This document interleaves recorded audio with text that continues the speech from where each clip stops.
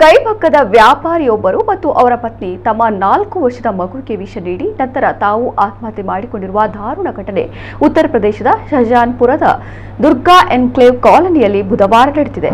ಹಾಸಿಗೆ ಮೇಲೆ ಮಗು ಮೃತಪಟ್ಟ ಸ್ಥಿತಿಯಲ್ಲಿ ಕಂಡುಬಂದಿದ್ದು, ಪೋಷಕರಾದ ಸಚಿನ್ ಗೋವರ್ ಮತ್ತು ಅವರ ಪತ್ನಿ ಶಿವಾಂಗಿ ಮನೆಯ ಬೇರೆ ಬೇರೆ ಕೋಣೆಗಳಲ್ಲಿ ನೇಣು ಬಿಗಿದ ಸ್ಥಿತಿಯಲ್ಲಿ ಪತ್ತೆಯಾಗಿದ್ದಾರೆ. ಸಚಿನ್ ಗ್ರೋವರ್ ಮೋಹನ್ಗಂಜ್ನಲ್ಲಿ ಪಾಣಿಪತ್ ಹ್ಯಾಂಡ್ಲೂಮ್ ಎಂಬ ಹೆಸರಿನ ಶೋರೂಮ್ ನಡೆಸ್ತಾ ಇದ್ರು ಎಂದು ತಿಳಿದು ಬಂದಿದೆ.